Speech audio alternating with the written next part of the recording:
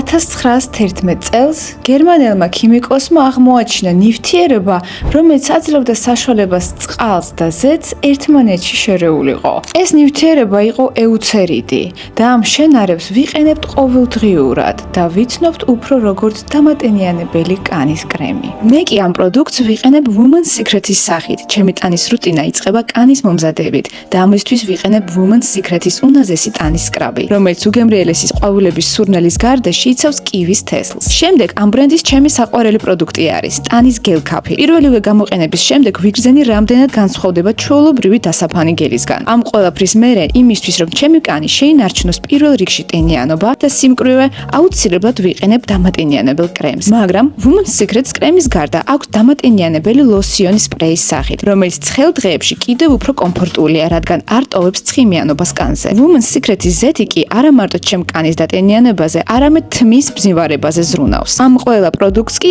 ერთ დახზე ავერსის აფთიაქის ქსელში შეიძენთ.